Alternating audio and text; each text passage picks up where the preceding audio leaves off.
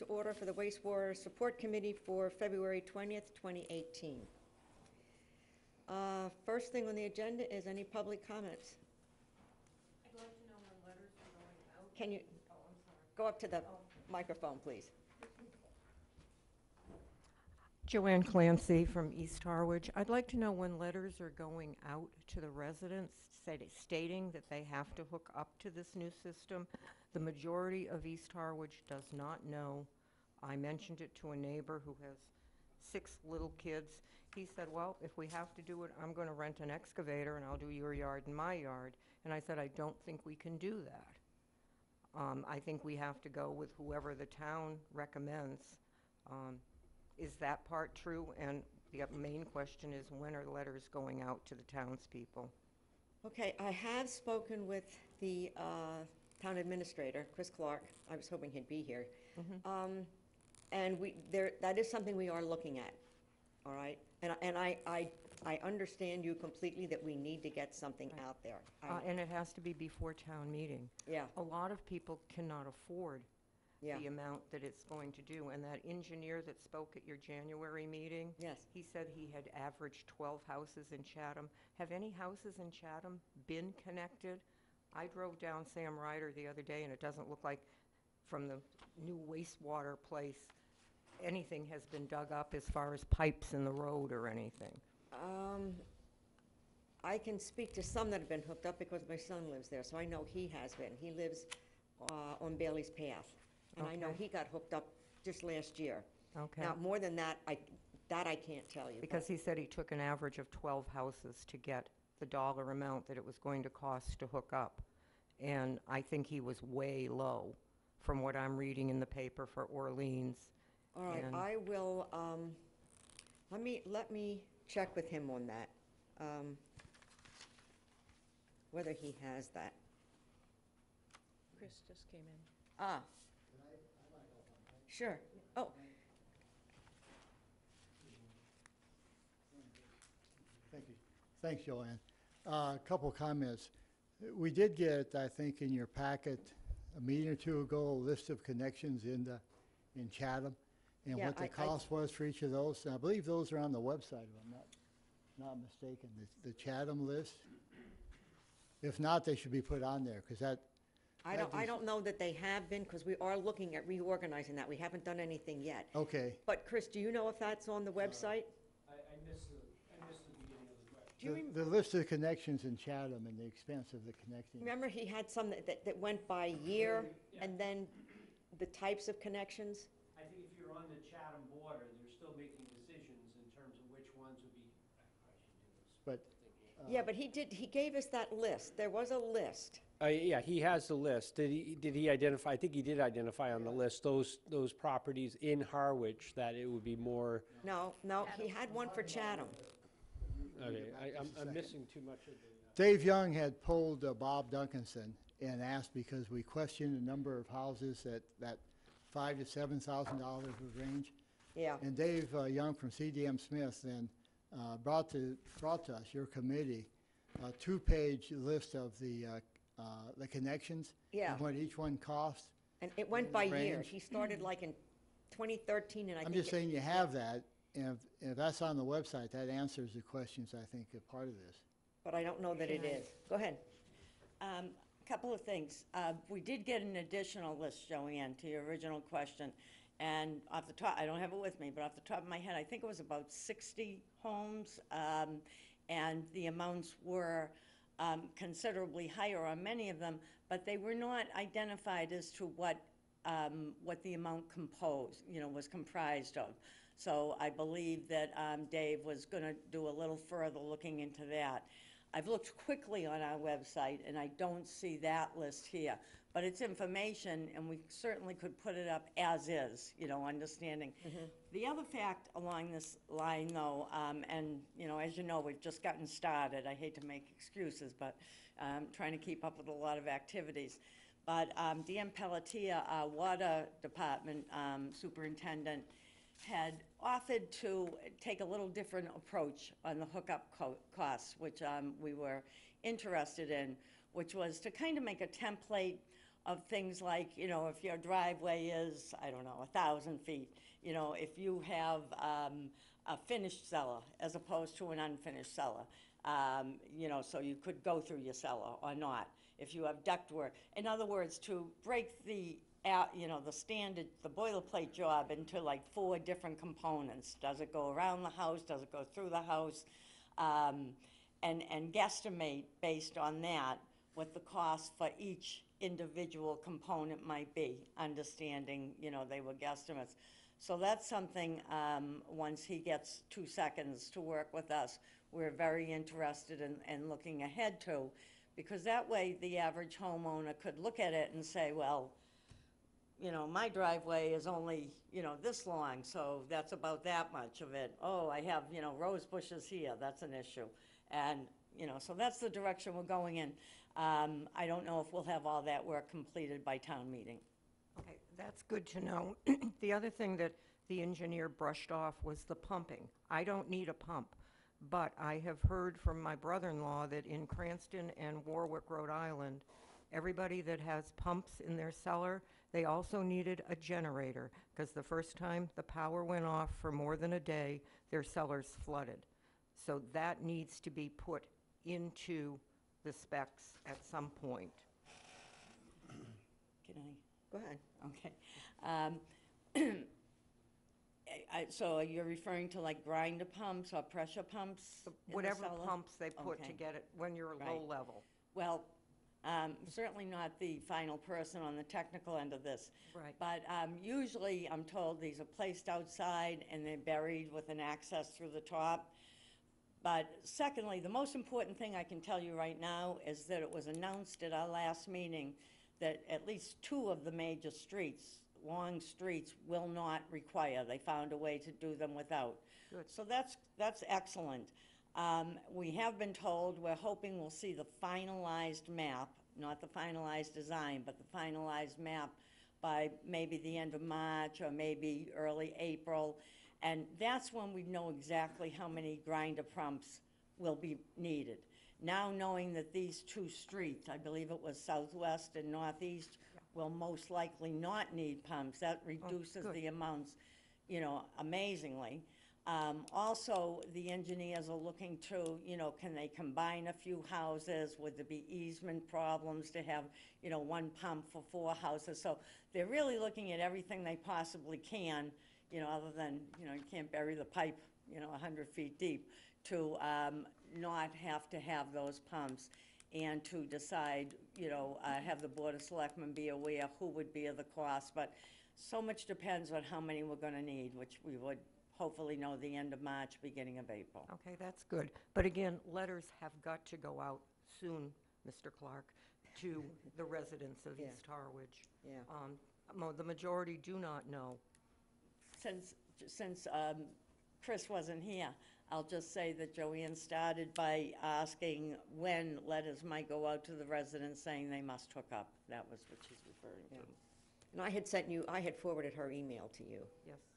Yeah, and the So, majority of the people I have spoken to have no clue Yeah. that they are going to have this big expense coming up. Excuse me, Joanne, didn't they get like a survey question from CDM Smith last fall? Maybe they did, I don't remember it. Did Okay. you? You're going to be Seward, right? I'm going to be sewer, yeah, I have to move my pipe from one side of the basement to the other. But did you get a survey? I don't remember, I don't think so, but I may have. Chris, that's something that we need to look into, because Dave mentioned that they did a survey, all right, and they have the results, and we had asked to see a copy of the survey and the results and a list of who it went to, because I've talked to some people and they didn't get a survey either. So I don't know who it went to. I thought it went to everybody that was going to be in the area to be sewered. Just so people at home can hear. Yeah, my understanding is letters did go out. However, if people did not respond, then obviously there's a lot of summer residents that aren't around in the wintertime, that they went out and they just took the sill elevation, which is basically the foundation elevation. So they did not need the resident to be home in order to obtain that information. Wait, I got the impression this was a paper It was a paper, well, my understanding, a paper letter went out, and there was an effort made to contact each of the residents. If the residents were not home or did not give access, they did go on and still do the foundation elevation. All right, so this was not a survey that they were to fill out a paper No, and no, no, no, return? no, no, yeah, no, that's a good It's a point. field This is survey. not a survey like you got from a census or something like that, no, no. This is actually a survey where they're doing elevation. It's survey work to get the topography of the land.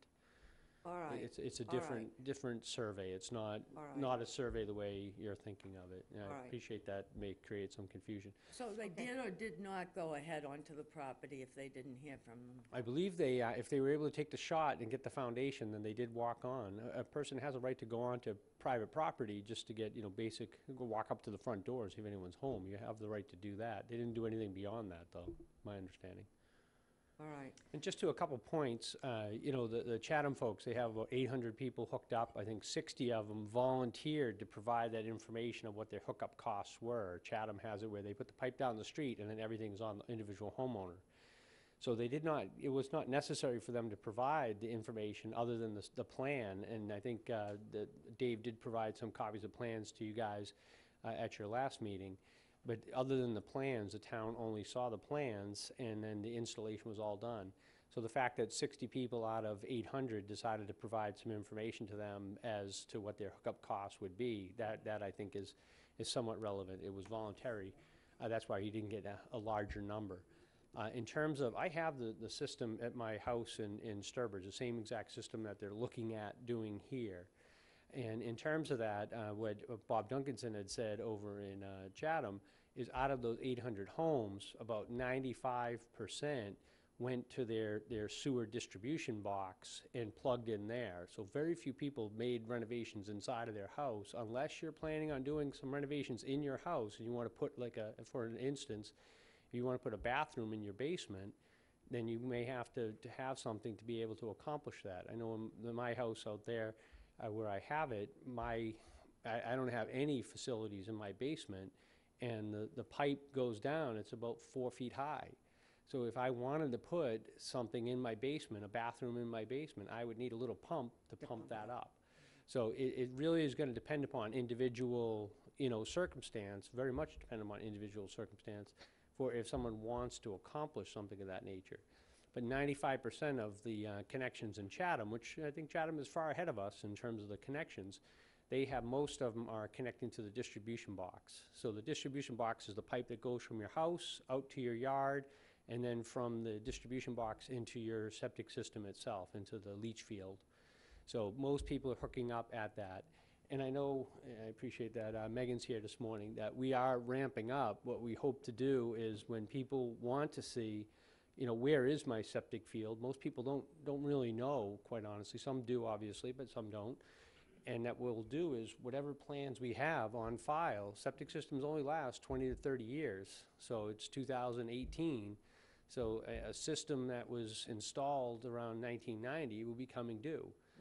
So we do have plans that are fairly, I want to say fairly current, because 30 years isn't necessarily current, but we do have plans. So I would suggest if people have an interest in trying to find out, take a look and see where your field is and where that box is, the distribution box.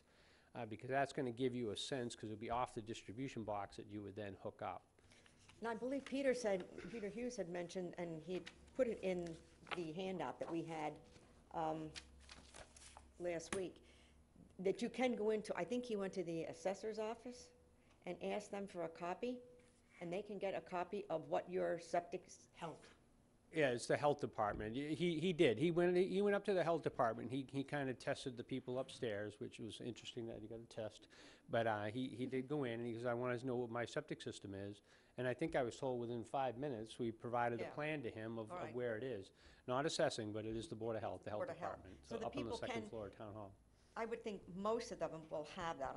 It's possible that homes that have been, Yeah, I think in terms of that, I just want to make sure that we kind of caution people. Sometimes plans would be submitted that are, kind of a back of the napkin type. I mean, there are some that are fairly rudimentary, so it depends on whoever installed the system originally, if they did more detailed plans, which I think more currently, it's been more detailed plans, they'll have more detailed plans in which to work off of.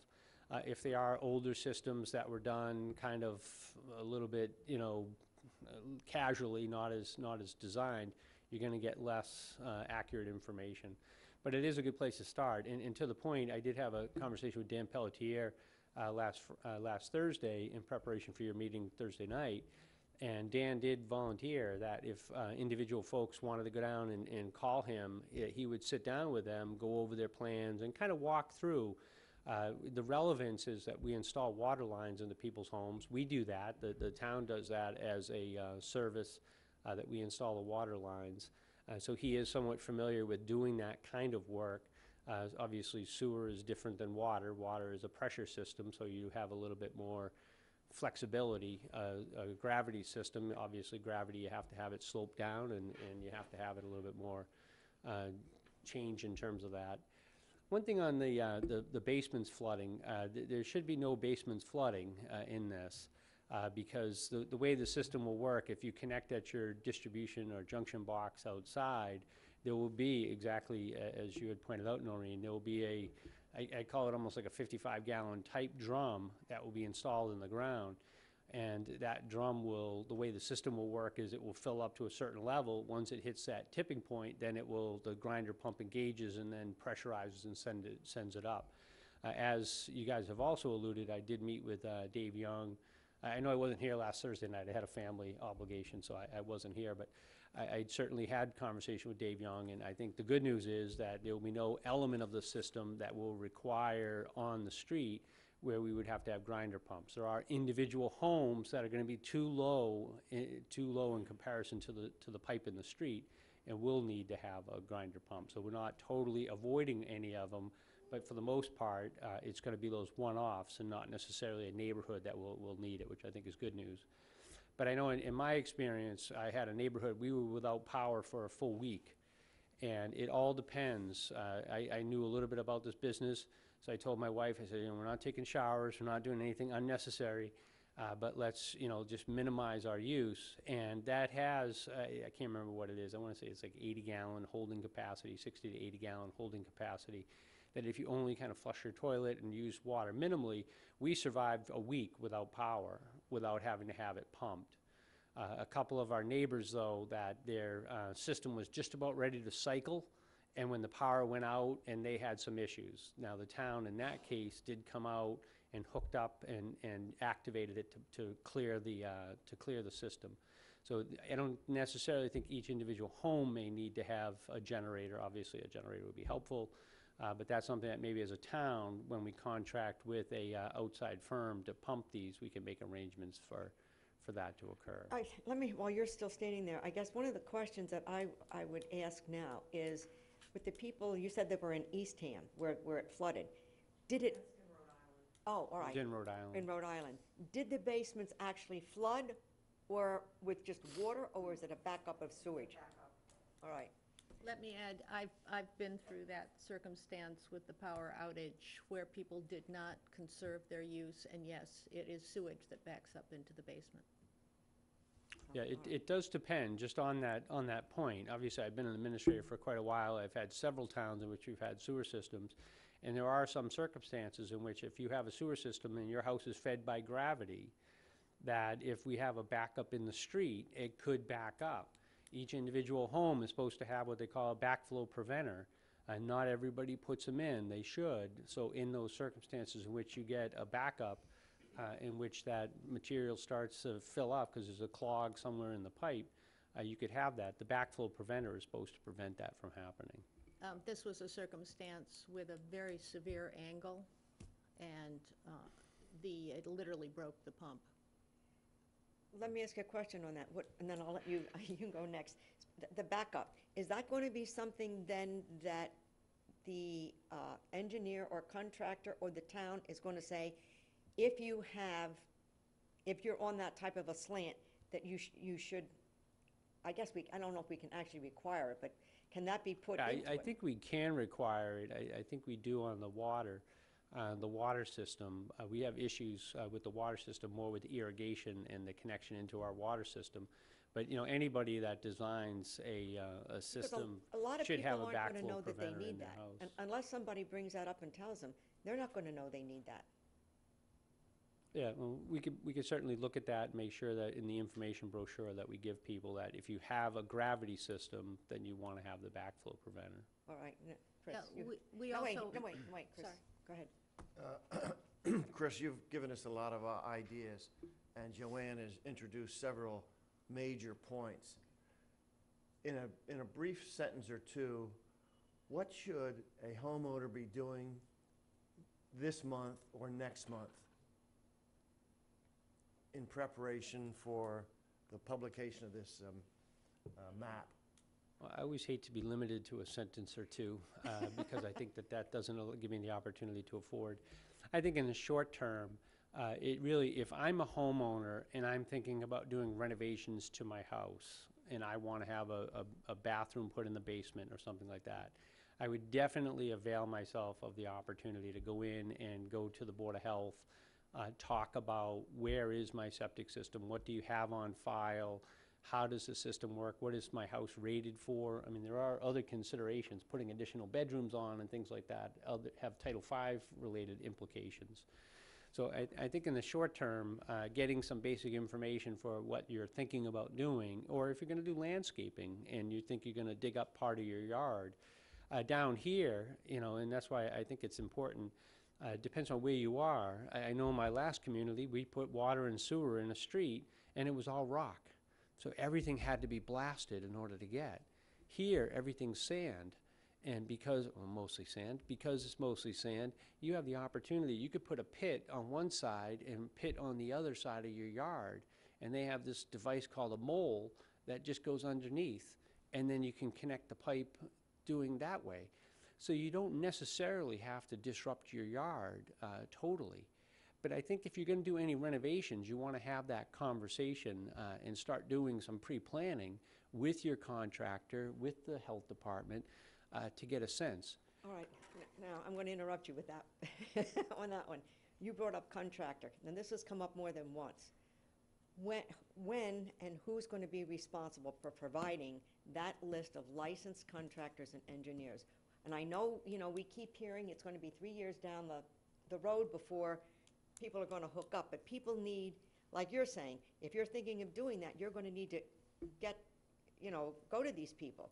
Now, let's say you get somebody and they're not one of the licensed ones and you get wrong information. So I'm asking you, who's going to be responsible for doing that? Who's going to? Yeah, ultimately, people the Board of licensed? Selectmen are the ones that promulgate the regulations. We will provide them with a list, which I think we did have a list somewhere. If not, use the Chatham list. Go on to the Chatham website if you want Right, to see. but And all right. they'll have a list of people that they're eligible, they're called utility connectors.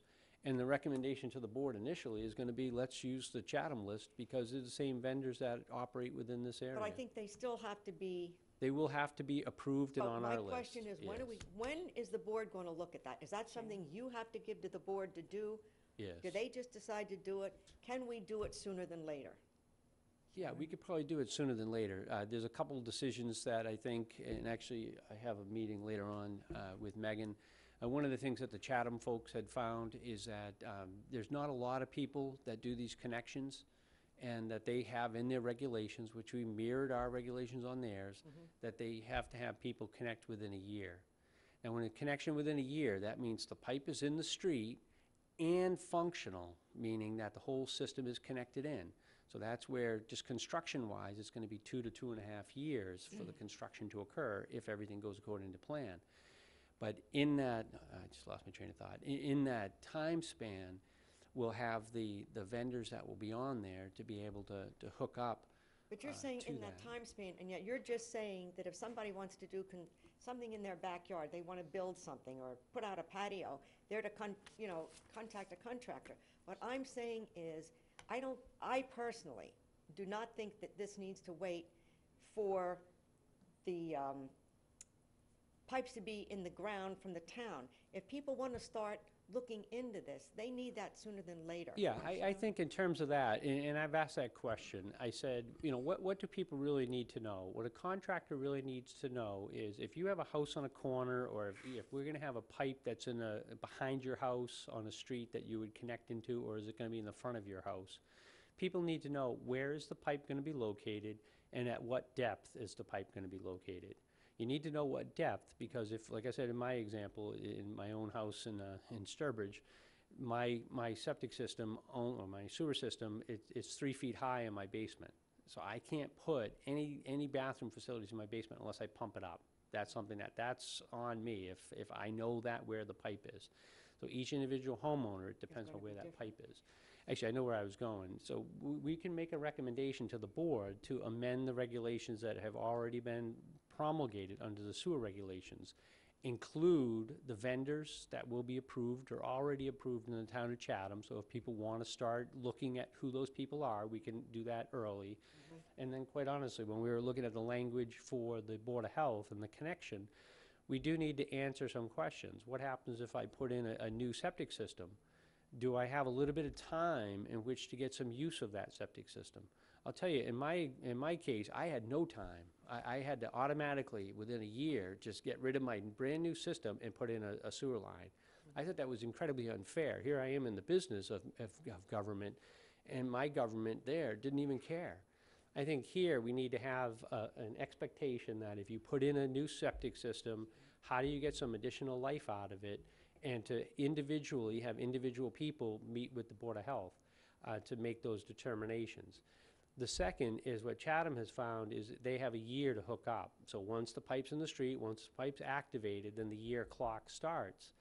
They have 800 people, and they've had some people that I guess when they call these contractors to hook up, the contractors are saying, well, it's a six to 9 month wait because it's just so much work.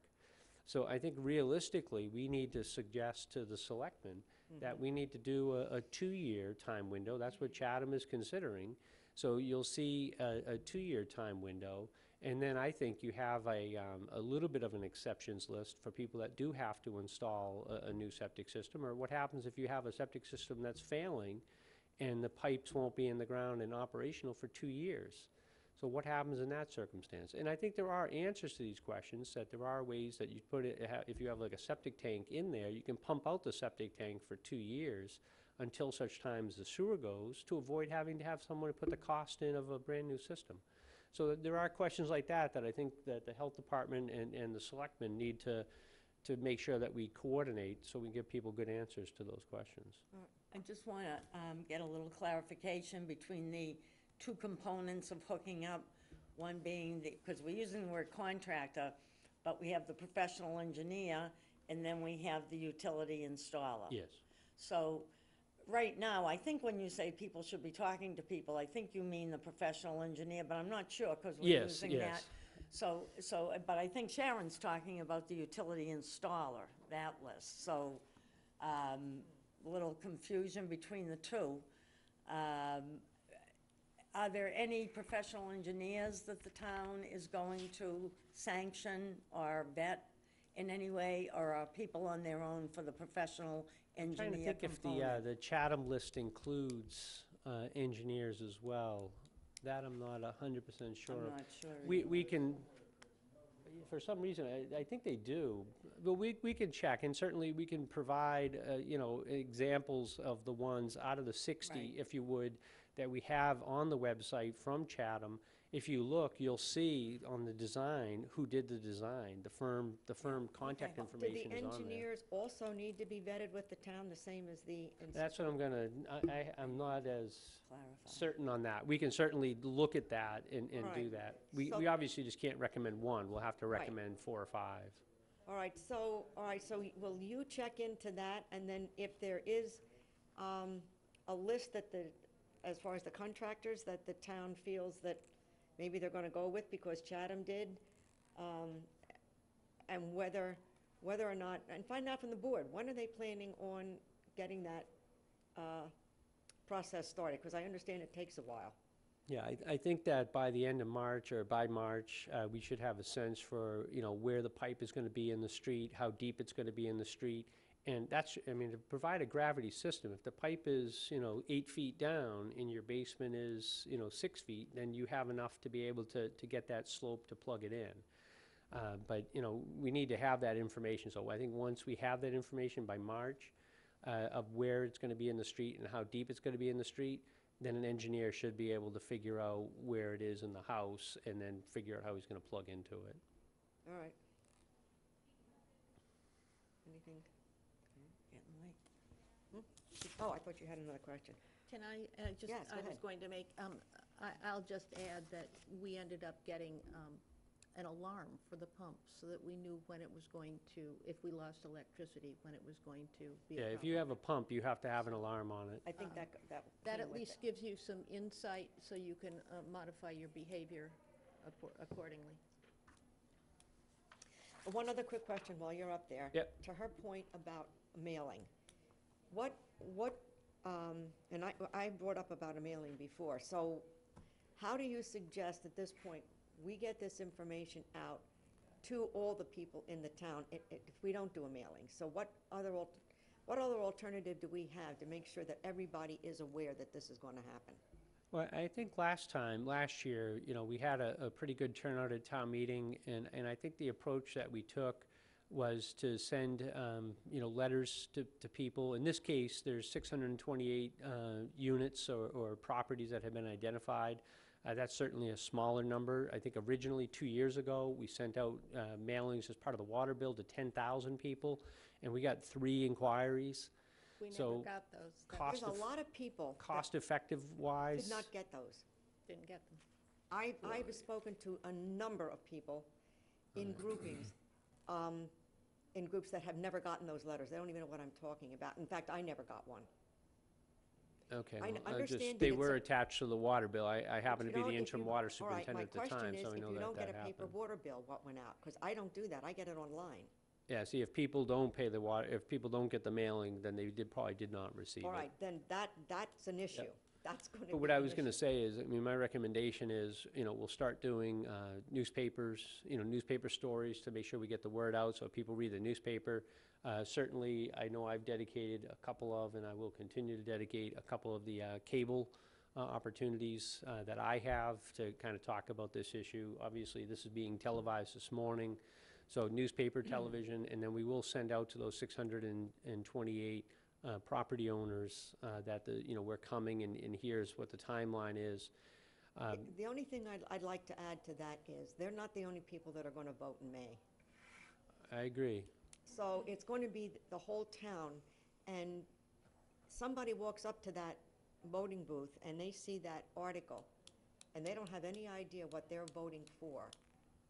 Is there a good chance they're going to say no? So I guess what I'm saying is, I know we're all concentrating on the area that is going to be sewered. We can't forget about the rest of the town that's also going to vote in May. They need to know what's coming, because if you walked up to vote and you saw something like that in an article and you had no idea what it was about, would you vote yes?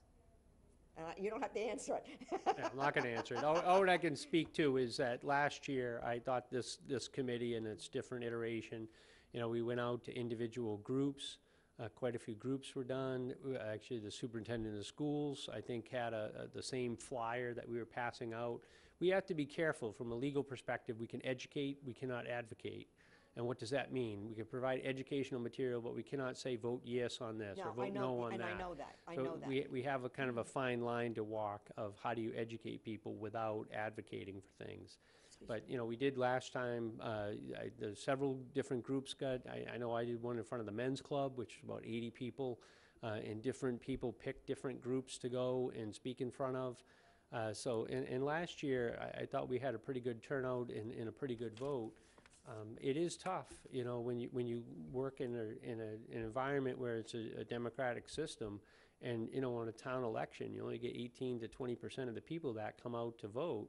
Yeah. Even if people see it or know of it, doesn't necessarily guarantee they're gonna come out.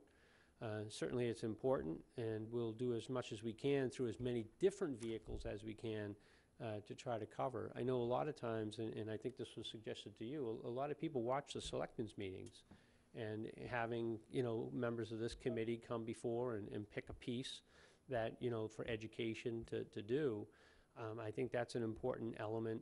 The other is, I think in April, we will have another one of those forums that we had, was that last month that we did the forum? And hopefully have more information for folks. specific to that neighborhood. But to your point, we do need to also do a broader approach to make sure everyone understands the importance of doing this. Chris, so you answered my question, I believe. So CDM Smith does plan to have a presentation Yes. in April? Yes.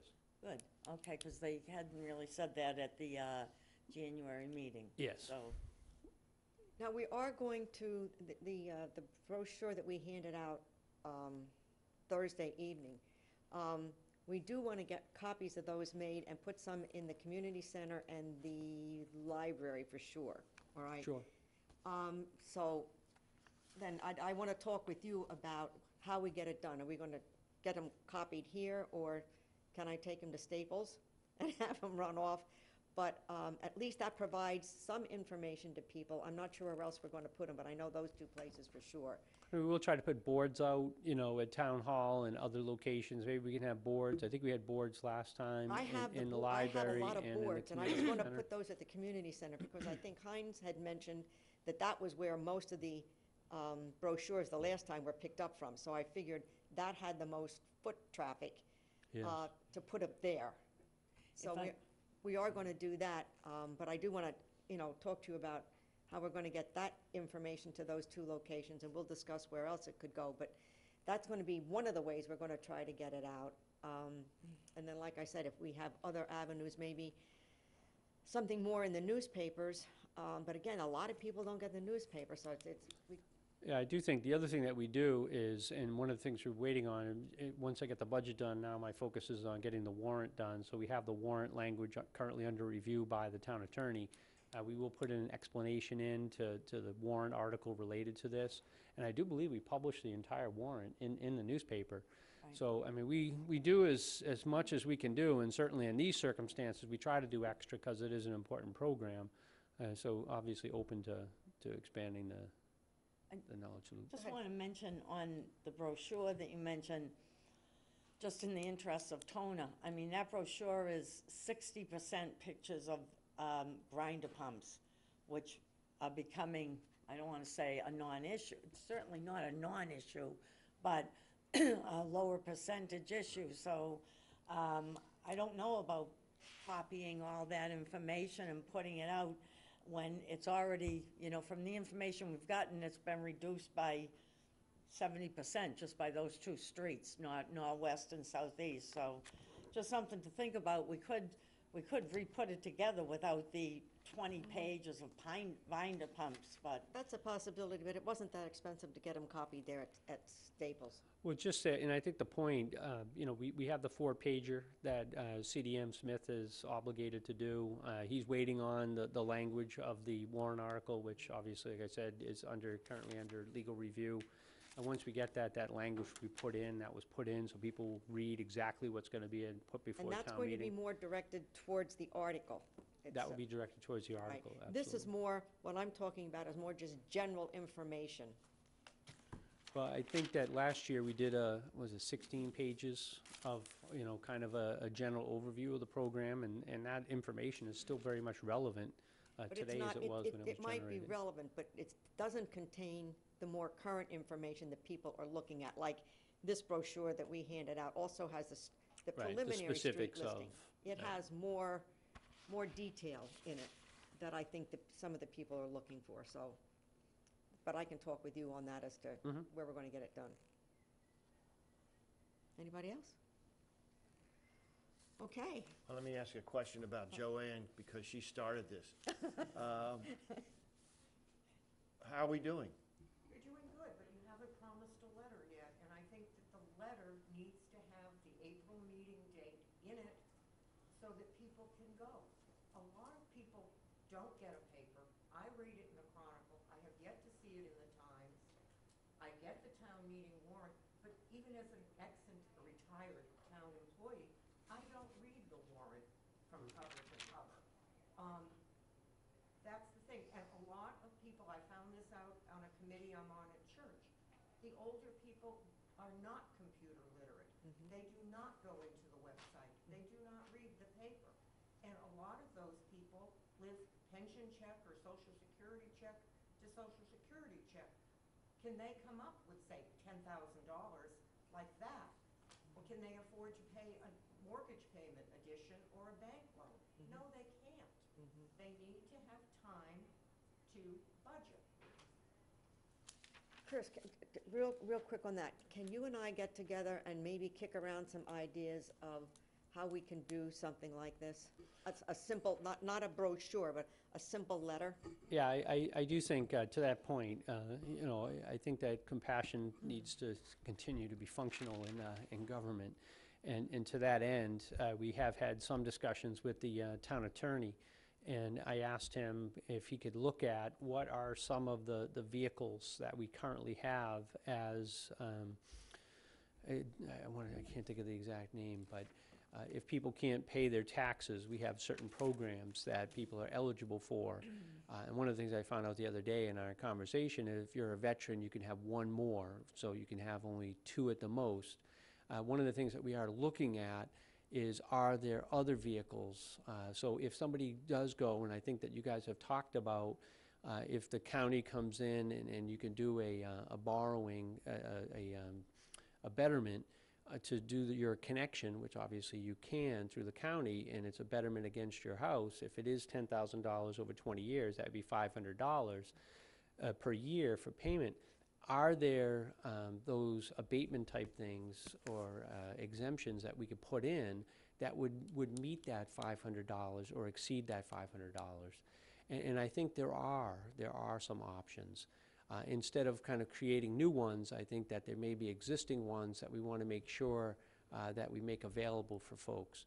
And one of the ones, I just heard this, fairly new in the law, is called a angel provision, or I dubbed an angel provision, that we have a senior work-off program that I think you can have somebody come in and they work a certain number of hours based upon minimum wage, and they can get up to $1,500 off of their tax bill. And one of the things that we've seen is, you know, some folks that are truly in need may not have the physical ability to come in and do the work. And one of the things that I think that this committee perhaps could look at as well is that this angel provision is that you can have somebody come in and volunteer to do those hours on behalf of that resident. So there are a few things that we will consider recommending to the selectmen to put on the warrant. And there are dollar thresholds that, you know, will have to be met for people that would be eligible. But in this case, you know, if there are options, right now there's an option for up to $1,500. This will be a second option for up to $1,500. And under the law, you can't do, you have to leave at least 10% of the tax bill still payable. So you can't do over 100% of the tax bill. So we are looking at those provisions for those as part of a safety net to give consideration to folks that are going to have a struggle doing it. On that, just to be clear, Chris, I had brought up the exemption idea a couple of weeks ago, and Dan mentioned at the meeting last week that you were looking into it. So I actually had meetings with assessors from other towns. I'm going to desist work on that because I wasn't aware that you were going ahead. Yeah, actually, Noreen, just to give you credit, when you brought up that idea, I thought, hey, that's a great idea. Let's explore that. And I have the attorney comes in and meets with me once a month. Well, so you have more resources. I raised it with him, and I Yeah, said, I want okay. you to look. All right, so you have more resources than Right. I do, so if you need my input, let me know, but just so you'll know, I'm not going to go Okay. any further. And Now, on that same note, just so we aren't duplicating effort, and it will come up, the mechanics of it will come up later in the meeting on the agenda. But you had asked us about visiting some bankers, and, Yes. and so Chris and I are going to take that on, but I don't want to take that on if you're doing it. it's your baby. I did mention that to the Chamber of Commerce, Cindy Williams. So if you want to just Okay. coordinate with All right, her, so just as a you've got courtesy. you've got exemptions, and we have banks. Yes. All right, thank you. And just on the exemption element, there is a section in law, basically the sewer statutes are Chapter 83, that in the property tax, there is a mechanism. A lot of people don't take advantage of this, but it certainly exists in the law, where you can do tax deferment. So if you're unable to pay, you can defer your taxes until you pass away or your house transfers. And then most people don't do it because there is an interest rate that's applied to those deferments. So people don't want to, at least in conversation I've had with people over the years, they don't want to lose that additional money.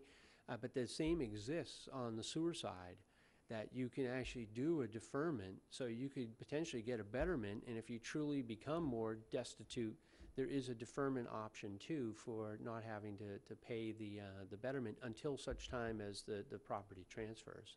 So I think there are going to be some vehicles for folks to be able to take advantage of that. And again, these are a, I want to say a minimal social safety net. We're not a So a you're socialist working with country. legal on this, On those options. on those yes. options. As you get that information, will you see that we get that we can put something together to get out to the town people? Yeah, I think you'll actually see it on the warrant. The Oh, one on the all right, angel all right. provision, you'll see in the warrant, that's a local acceptance. And I just wanted to be clear that when I brought up that suggestion to this committee, mostly referring to the senior exemption, we didn't want it to be limited to just seniors. We wanted the low-income piece. I mean, that was our view. Right. We certainly wanted to be for all, our view was to be for all low-income people in that area, not limited to seniors, but that's just how we would Yeah, think. I mean, We'll wait and see what your iteration reads. yeah, I mean, I worked in Wellesley, okay? I worked in Wellesley for 7 years, and people that have, $1 million income that, they had it through an annuity said, well, I live on a fixed income. So, there's fixed income and there's fixed income. But certainly the provisions that I think that we're looking at, if you meet certain income elements and asset elements, you'd be eligible. I will check though on the age. Most of these are for seniors. Right. Okay. Anything further? All right. I'll stay for. Yes. for- Okay. All right, the next thing on the agenda is the approval of the minutes, and I'm not sure everybody got them. So do we want to put that off to the next time, or? You got them? You I got them. You I got did. them? All right, and I'm fine with them. So do we want to, Somebody make a motion? I motion we approve the minutes, from February 6th? February 6 minutes. Second. Now, what do I say? All in favor? All in favor? Aye. Aye. And then the 15th. And the 15th, did we get the 15th minutes? No, you have No. not. All right, so that goes to the next time. All right, next thing on the agenda is the town administrator. Do you have any further comments? Oh, excuse me, who seconded Yeah, I that? mean, You I'll got me sit here if any confused. questions that come up. I think he's second. Chris, did you second that? I forgot to. Yes. All right, thank you. Okay. Chris, I have just a quick practical question. We have the 628 homes that are Phase 2 that are facing sewering. Yes. Does CDM Smith have those outlined by the sequence in which they're actually going to, I guess they're not really moving forward beyond this, but have they put those homes into different groupings at all? And I'm asking this because I think it's going to be helpful to have liaisons with some of the communities, like the one that Joanne has brought up. And I just didn't know if they had created profiles of the different areas that are going to be Yeah, that's a great sewered. question. My understanding at this point is probably twofold. They are looking at doing 2 contracts. So anything closest to the Chatham town line will kind of be done, but then they're going to break it off into 2 sections, so have 2 contractors. That doesn't necessarily preclude that one contractor gets one side and not the same contractor wins the bid for the other side, so that certainly could happen. But at least from a phasing standpoint, I think the issue though is even though it's going to be phased construction and you'll see the pipes go down your street, they'll put the pipes down the street first, Yes. and then they'll come back and they'll put in the laterals. So what a lateral is literally there's a pipe down the street and then there's a small pipe that will feed directly to the front of your property. And then what really is going to drive it is we're also in coordination. We have coordination meetings with Chatham at least once a month to talk about designing the pump station on their side and connecting into the sewer. We need to get the material from Harwich to that pump station, and then they're taking it from their pump station into the plant. So I think what you're going to see is probably 2 years' worth of construction, and then the notice will go out after that 2 years saying, okay, the system is now ready to start to accept material.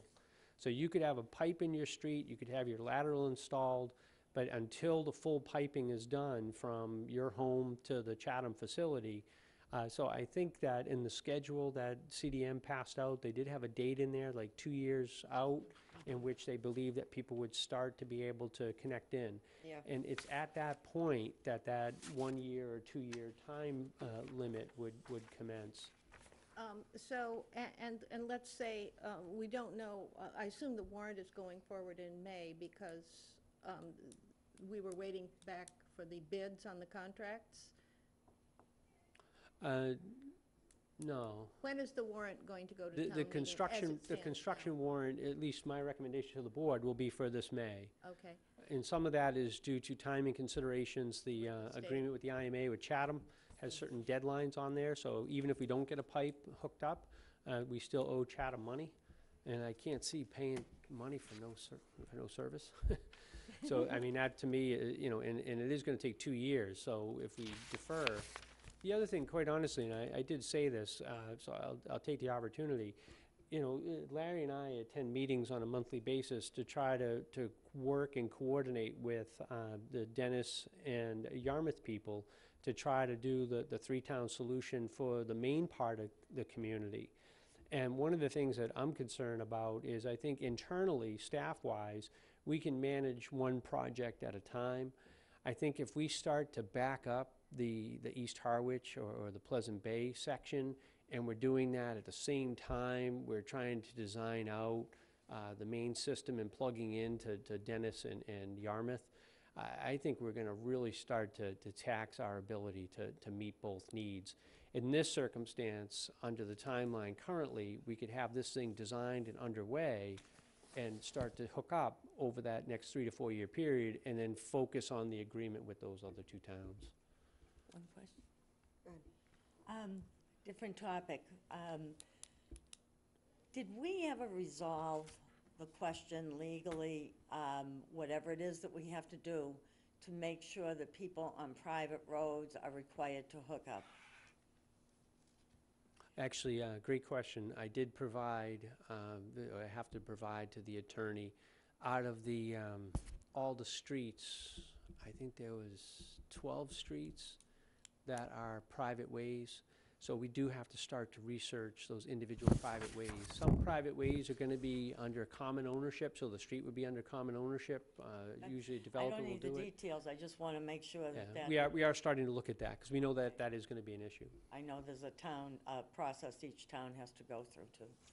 And just on that, we're talking about providing a utility easement down a private way to provide the septic, to provide the sewer system to.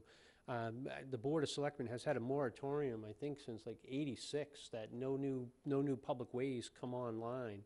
So this is not a mechanism to expand the number of private ways into public ways, but it really just would be a utility easement to allow us to go in and put. And some of these homes have a water easement already, so if we're able to use the existing water easement, then we certainly will consider doing that. But we're just at the beginning stages of researching that piece. I have an engineering question. If I own 3 undeveloped pieces of property and the pipe is going down the street, will they put 3 lateral pipes for each of those pieces of property? In short answer, yes.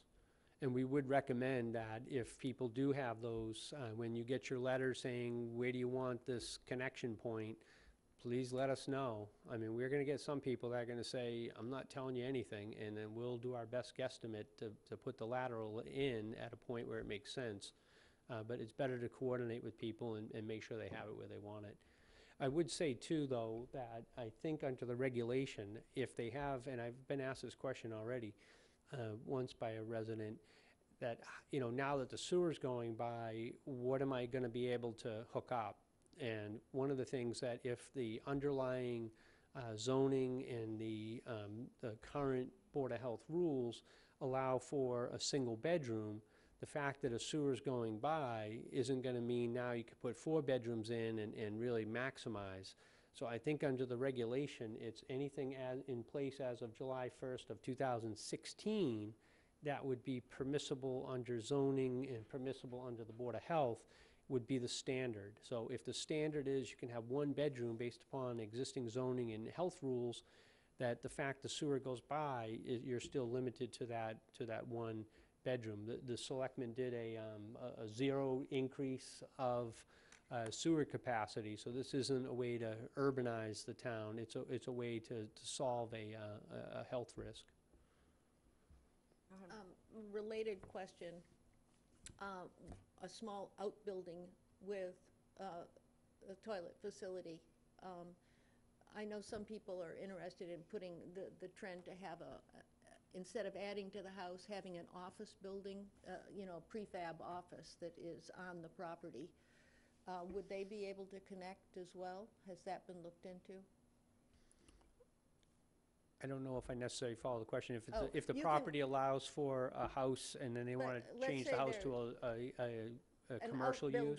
An outbuilding with a toilet, could that be added? Yeah. Hi, I'm Megan Eldridge. I'm the new health director. To answer your question, if you'd require a building permit for that, and it would go through the process of approvals, and if the Board of Health looked at it and considered it a potential bedroom, and you were already limited to the number of bedrooms, then the answer would be no. But if you had a half bath or something in a workshop, we typically allow those to be connected to your septic system and sewer system in the future. Thank you. All right. I think we've exhausted this topic for this meeting. All right, let's move on and let's have a little bit of a discussion, at least, on the website reorganization. I've looked at that myself, and I have found it very confusing to use.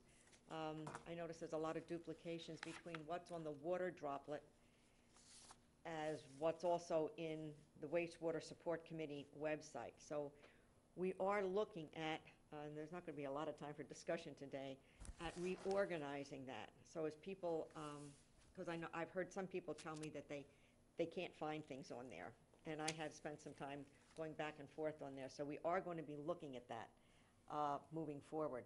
Do you have anything you want to say on it? Go ahead. Of course.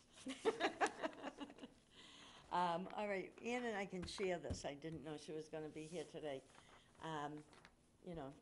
Just stealing from other towns. Unfortunately, I didn't bring more, but for you and Chris, this is a printout of the East Dam Water Project. Here you go. Website. It didn't capture the top. Bottom line, it's a simple website, but it does show a suggestion of buckets to organize documents, which that's the only things we're really looking at. So we're looking at this section right here. All right.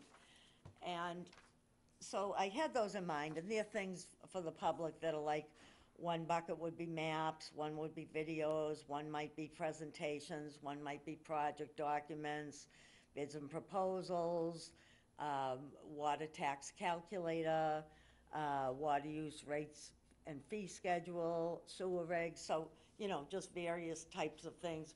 Right now, our website just has a long list of documents, so it's hard for anybody to look at it. I also, when I was looking at our website, I only looked at the one, what we call behind the water droplet. I didn't even look at the one that said Wastewater Support Committee, because it was just too confusing. And Sharon had passed out this list of website suggestions a while back. So I was trying to get these three things to come together, and I really felt there were too many. I mean, that's the problem. So going from Sharon's list, and, I think we have to spend more time on this and probably bring it back. On the other hand, we have to get it done, so. But Sharon, well, you had all these separate things about like Allen Harbor, Herring Harbor, Witchmere Harbor, Hinckley's Pond, Yeah. Colebrook. I was wondering if we could combine all of those into, I don't know what the proper title would be, but right now, I don't think your average taxpayer is racing to see, what's going on at Witchmere Harbor. Doesn't mean it's not important information, but, we have to switch these things around as they need to be more accessible. All right. I understand what you're saying. However, I think where we are and where did this come from? Eastham. Is a little bit different. Well, you're right. They're finished. Well, no. Well, closer than we are, let's put it that way. So my take on this was to put things, and some of these titles could be changed. I was going to use something like wastewater public documents. Right now I have that as number 1. I think should go to the bottom. That's got the CWMP, it's got the certificate, things that most people are not really going to look at. Put that towards the bottom. I have a section there on the 208 plan, because sometimes it comes up and people don't know what you're talking about. I would put that at the end. Then there was going to be one with financial information, the Community Septic Management Loan Program application, the wastewater calculator, the Comprehensive Cost Recovery Plan. Now, that was back from 2013, because I also put the years on, so you could look at that and find out how relevant it would be now. And that doesn't mean you can't look at it, but it gives you an idea of when it was compiled. I had another one there for septic and sewer information. Can I stop before you go on with one of those? I wonder so far, I think your ideas are great, certainly a lot better than what we have. Under financial information, though, I wonder if we should consider separating that between hookup costs and financial information. It seems to me we should have a group that's just pertains to hookup costs. And we can do that. There's no Yeah. reason why we couldn't. There's no reason why we Like couldn't. the only- This was my first stab at this, all right? And what my thoughts were, I don't know how many people here have actually looked at that water droplet, all right? When you get onto the Harwich homepage, all right? And you see that water droplet, okay? When you click on that, the next place you go is on the left-hand side is called links. And then they have this data dump of documents on the right-hand side. Some are duplicated. In other words, what you click here, you will get over there, but you can also click there. My thought on this, and I still have to run this by Caleb, because he's going to be working with us on that, is have the left-hand column more like a table of contents. And use the main headings like, let's say, and maybe we'll change what it's called, wastewater public documents. Have the section on the 208 plan, the financial, the sewering, frequently asked questions, the Dennis Harwich, Yarmouth group, and all the other ones we had listed here, that you would click on that and it would take you to this next page where it's at. And whether it would, within that is going to be a list of other documents that you can click on. Now that is my thought on this, but we still have to work it out. I see you. Go ahead. Good morning, Heinz Proff, Natural Resources Director. I think back to the days when we had actually a Shellfish and Water Quality Committee, and then eventually it became the Water Quality Task Force. That became the Wastewater Implementation Committee, which we now have the Wastewater Support Committee. And as we've progressed, of course, over time, you gather so much information, so much documentation that at some point, somebody thinks that's important at that time. Yeah. So now we've gotten this pyramid of information. It's interesting, in one case we'll say it's duplicated in certain situations, and then we say, I can't even find it. So either we're duplicating it, or are we not finding it? I just chuckle. And then, as I've worked with, to state right off the bat, I'm not a website designer, but working with Caleb or Foster Banford, they've been very helpful with all these committees and all the information. And the response from them always has been, that's fine, they'll work with us, but they like to have just one conduit, one person dealing. They don't want to get multiple inputs from different committee members thinking, because sometimes it might be opposed. We want it over here, no, we want to drop it or something. So I think this is all a good step, but working with the town and with Caleb and Foster and speaking for them, actually, that they'll gladly do that, but they kind of have one incoming stream and they'll do what you want, and they'll do that. But the droplet was something that came out of, from having all information, people can't find it. Where's one starting spot? And I think that kind of had tentacles that grew. And what we plan on doing is working this out between the committee and then have a point person that would work with Caleb. Wonderful. All right, what, furthering on to that is, a lot of the duplication that's on the, when you go to the committees, and you go to the wastewater support committee, all right? It's also there. Yeah, And yeah. what my vision would be is to limit that to the charge, the agendas, the minutes, and the videos. And then there would be a link that if somebody clicked on that, there would be a link back to the water button, or whatever we want to call it, as well as a link from the water button Sure. to the wastewater support committee, and actually say what it is, you know, like wastewater support committee agenda, minutes, and videos, so that they would know if they clicked on Yeah. that, it's going to take them there. Sure. Vice versa on the wastewater support, let them know what they're going to find at the link that's going to take them back to the Sure. button, because not only are they duplicated, they're not in any kind of Yeah. order. And, you know, you've kind of touched on it already. There's current information that has to be Yes. considered, but you've already discussed what's coming in the next month, what's Yeah. coming by town meeting, what's coming over the next 2 years, these letters. So there's almost like a inflow It's of. going to be yeah. evolving, Sure, yeah. okay, good luck. Yeah. Couple of things. I understand that you'll get the input from us and then, you know, consolidate it and go on for the, I guess it goes without saying, but I want to make sure that the town administrator gets a whack at it, since he does have to answer the questions from the whole town, and he is the project manager. So after we do our input, you know, I hope his input will be a piece of how the website is designed.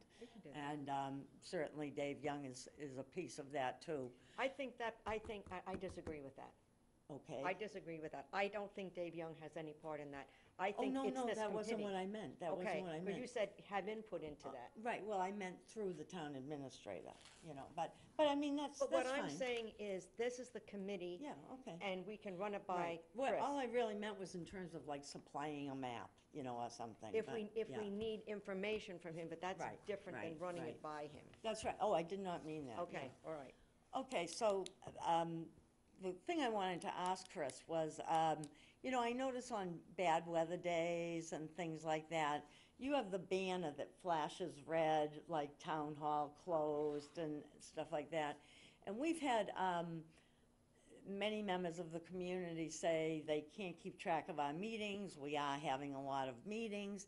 I didn't know if when you got to that wastewater drop page, if you could have that same type of banner flash on top that says, you know, next meeting is Tuesday, March 4th, or something like that. I further didn't I'm know. going to defer to my website person. Okay, and also, I didn't know if then, like, the first bucket, you know, or the first group, you know, couldn't be like immediately upcoming events, or you know what I mean? Like the thing, I'm just trying to highlight the things for busy people, so that if we could get the word out to really use that website, then that would start to become a central tool for those that are able. Jamie Goodwin, Channel 18. Caleb does most of the website, but if you were to go on, there's a little button that says subscribe to, and people that are interested in these meetings, they can click that, put in their email, and go, I want to get all the agendas for Selectmen Wastewater, and they can do that. If you wanted to have like the flashing bulletin, you would have to send Caleb an email every time you wanted that flashing bulletin to go up, and just let him know when you want it to start and when you want it to end. That's all right. I don't think any committee is more important than one another. So if we start doing that for you, then everybody else is going to want us to start doing that for them. So I think that's a little slippery slope there. Well, maybe we'll just let the town administrator think that over with you and decide if it's something we could pursue, because we don't mind the notification process, but I'll let you think about the bigger policy decision. And your meetings are posted on the calendar. They're posted on your website. So if anybody's looking for that, it's very easy to find, just like you would find the selectmen's agenda or any other board and committees. You know what, I do want to mention something that you brought up there, because I did get an email on this, and I did respond to her, and I put together a cheat sheet for being able to go to the website and get the meeting minutes. But you want to run through again how you do that when you get onto the web page, the hometown, that little subscribe button, because I had to go back and find it again myself. Sure, sure. Top right corner, there's a button that says Find It Fast. And then under that, it says Subscribe to Us. So you click that. It'll bring up every single board and committee. It'll bring up a few departments who issue a lot of news and notices. So I suggest everybody subscribe to news and notices, which will tell you when all of our buildings are closed during inclement weather. Board of Selectmen, and then you can click Wastewater. You can click every single one. You can select all, and you will get You'll get so email many notice. emails, wouldn't know what to do. So it's good to let the people know that, because, Correct. like I said, she didn't know how to do that, so I put together a little cheat sheet and sent it out to her. Yeah, that Find It Fast button is pretty convenient. It's got a lot of other topics But on there. there's also that subscribe button right there. Right, yep. It's right there. It's right at the top. Okay, go ahead. Jamie, how do you know if one particular section of the website is more effective than another? We can pull statistics through the people that run our website, Virtual Town and Schools.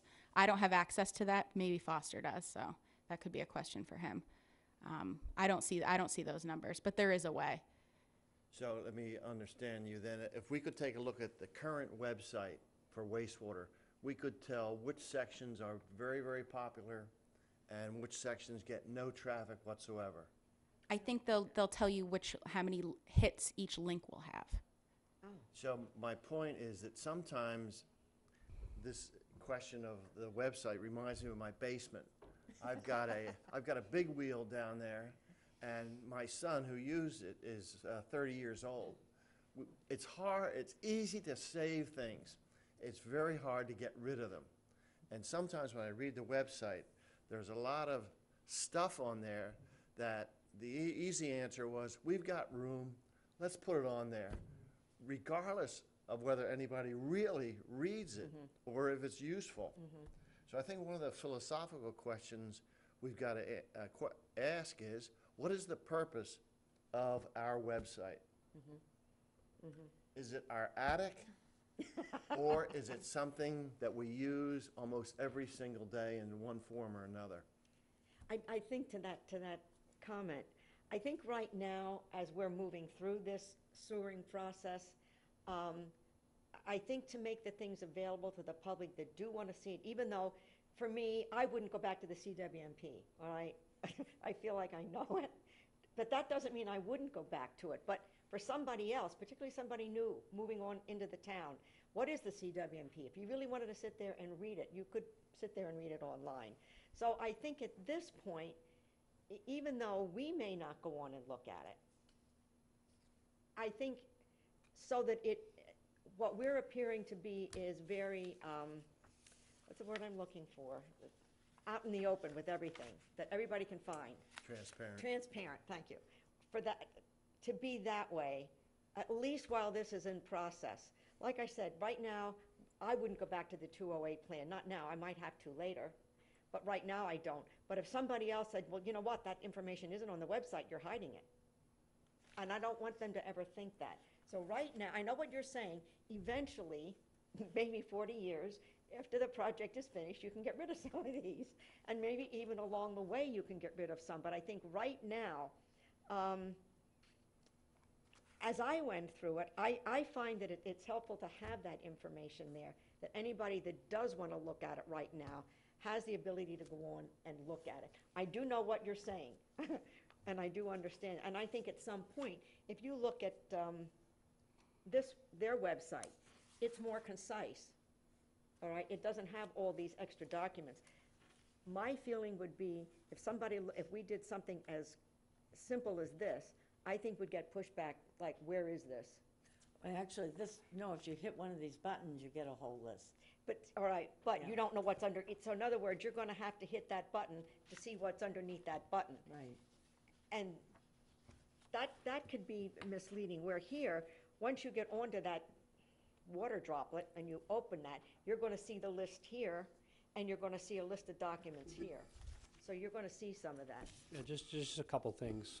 One of the things that, when we did the website on the homepage, we made sure we put the wastewater droplet on there so that people would have an easy link to get to it.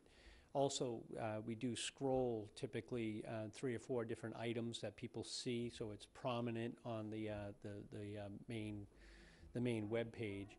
One of the things that we did when we had the presentation about the project is I had asked Caleb, that goes through anytime something new comes on, something gets bumped. So I said, well, I want you to bump other things and have that cycle through. So when you see the home page, you'll see important meetings will be simultaneously. So I do think that we can certainly do that when you have important meetings that we want to make sure we get people at, like when you bring the bankers and the county out to talk about the financing. Certainly, that will make it to that top screen, So and are you we'll t- scroll wait, through Just let me back up. Are you talking about, the home page. right, you're talking about the homepage where you list those things on the right-hand side? Or are you talking like after you hit the wastewater button? No, actually, on the right-hand side, any new information that goes on, it scrolls 3 or 4 different topics. It's new news. Oh, And what we'll do oh. is we can put that in as new news to try to get that information.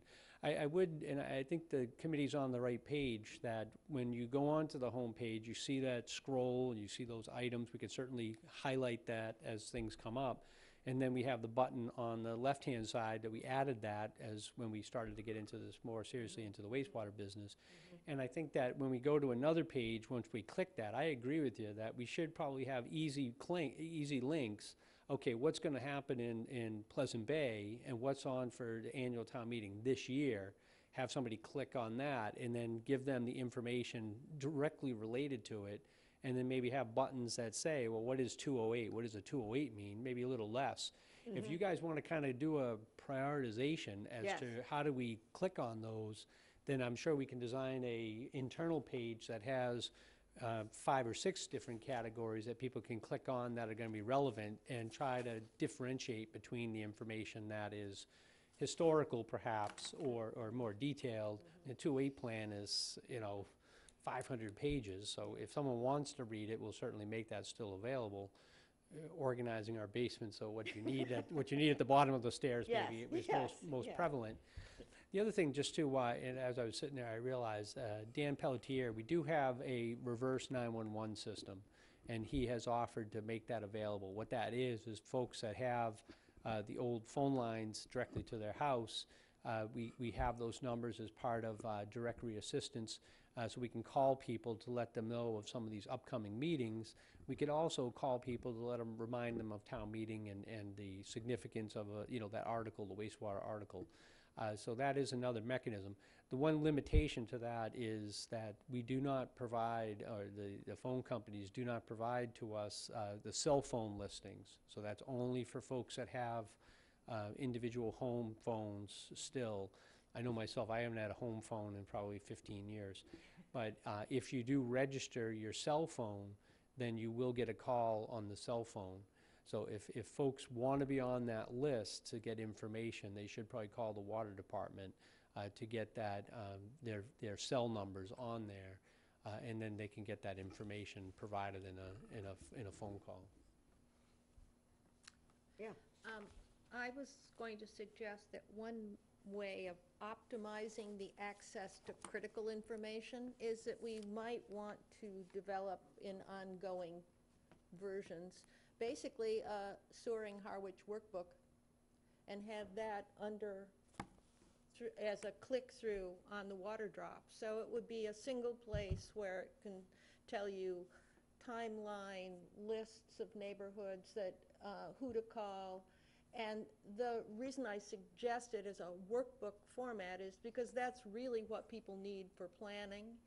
And it's also, as you said, Chris, it's a moving target. It's going to change over time. And so it would be something somebody could go to quickly and say, oh, I've got to find that list of contractors, who do I call? And it would be a single quick reference for action. So literally a workbook. And, then you could within that send them to more in-depth information. Why are we doing this? Go to the send them to the major documents. Who are the players? A lot of people have never heard of CDM Smith. You know, so it would function as something that people could quickly go to answer quick questions. And if they couldn't get the answer at this point in time, they could go to the appropriate person. If they call you and you realize, oh, nobody's asked that before, then it gets added to the workbook. And having dealt with projects like this in the past, one of the critical things that needs to be done is the updates need to be dated. So that when somebody says, well, I downloaded that, and then you say, well, did you look at the date at the bottom of the page? You have to go back and validate that that hasn't been added to. It's also something that can be easily printed if somebody is off Cape or has relatives they need to share it with or something along those lines. It would essentially be a working document. And I think most people understand the term workbook. Maybe another term would be better.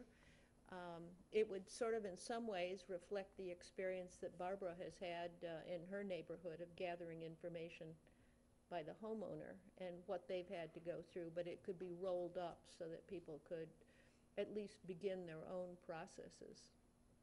Anyway, I'd like to suggest that. I think it would be useful for quickly disseminating actionable information. Okay.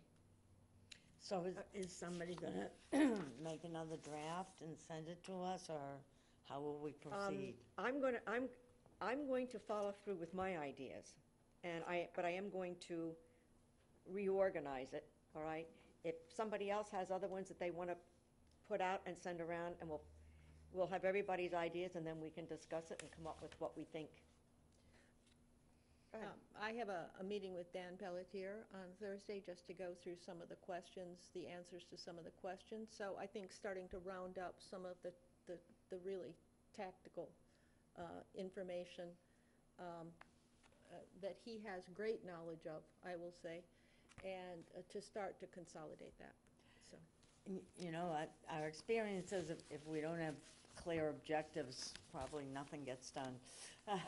So do you want 5 people to prepare a draft? Do you want to prepare a draft and send it out for our March 6th? I'm assuming this will come back on the agenda for our March 6th meeting, but if you tell us all to do something, probably Well, what none of us I'm will. going to do is refine what my thoughts are on this. If somebody else has something they feel very strongly about and they want to present that, show us what you want to do, and we can decide from there. So you're going to send something out to us in advance of the March 6th? Yes, Okay. I'll do mine. And if you get something you want to put together, then she can send it out to consider. I may not be further enough along, but I'll at least have categories. All right, because I don't want this one to drag out. No. I don't want this to drag out. I think think it needs to be available for the people to look at and be able to navigate and find what they need.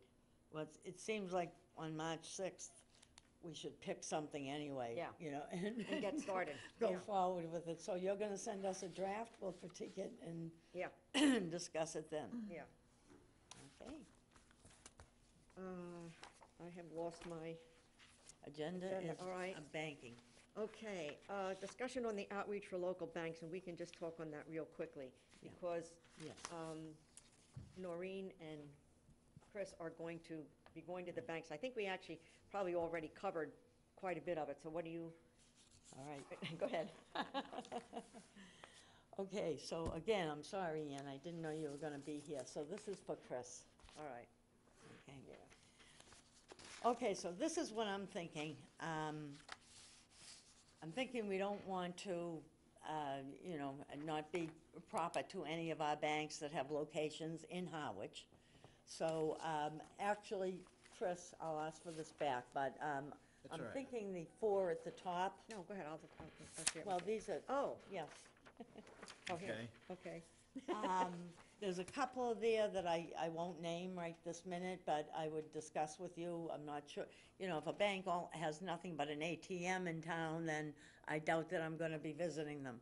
But there's clearly 4, there's maybe 6, there's a couple of financial institutions, I'm not sure if they would count. And Chris and I can certainly look into that separately.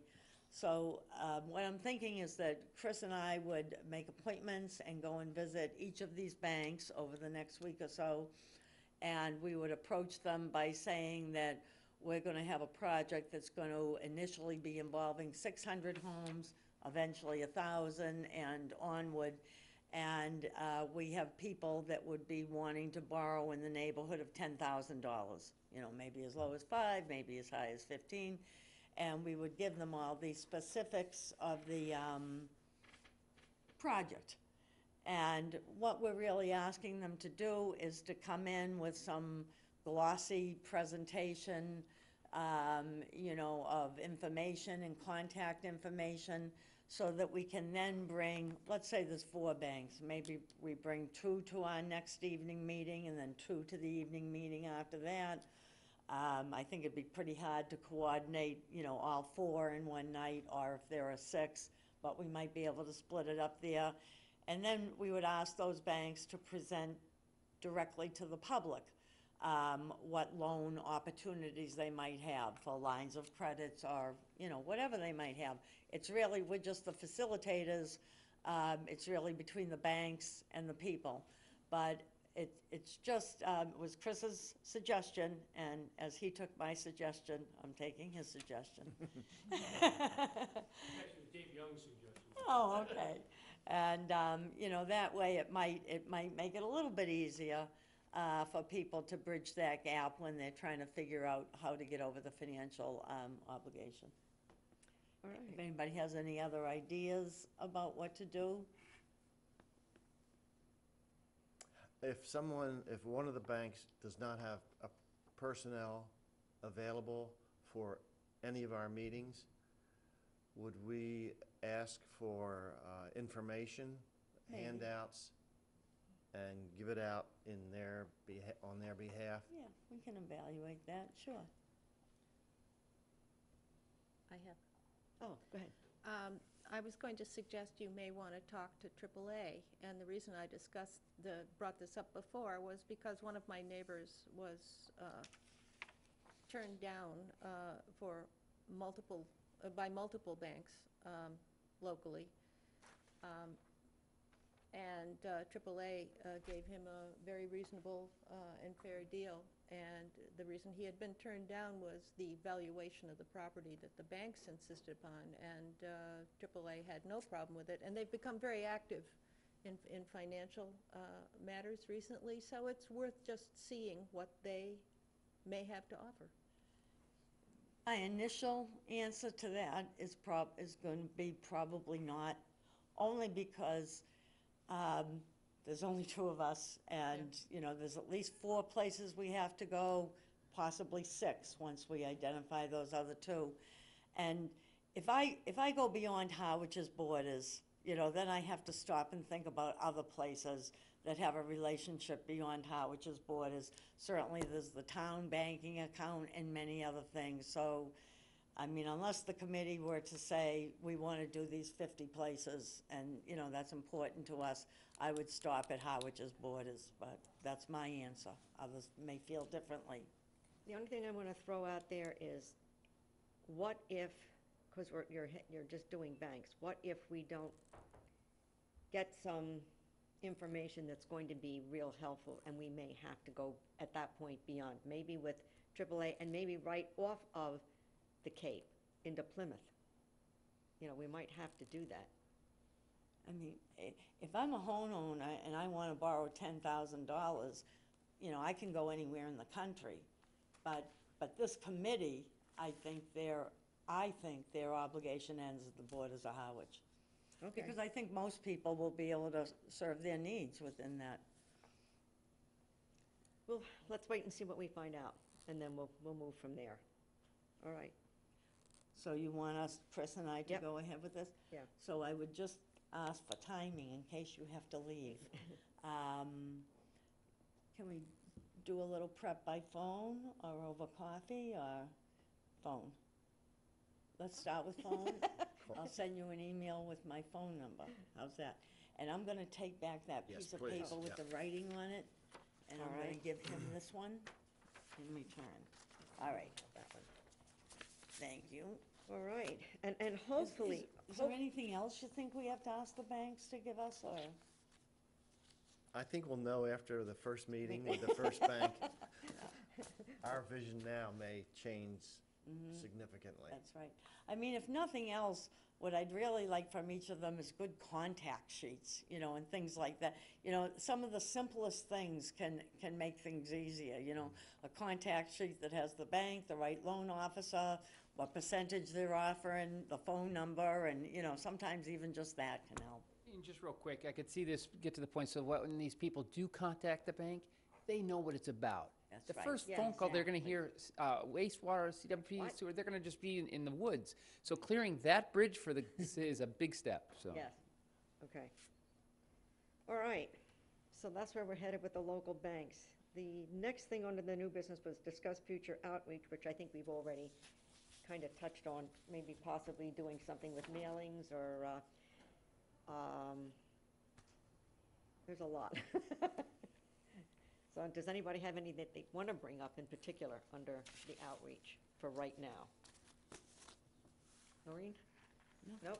Well, I mean, I'll say again, I'm glad to hear that CDM is gonna have another meeting in Yes. April, so Yes. that's very important. Chris? No, No? I'm all set. Okay, so, somebody want to make a motion to adjourn? I'd like to make a motion to adjourn. I'll second it. Both? To adjourn? Aye. Aye. Noreen? Aye. Yes. You can take that for granted.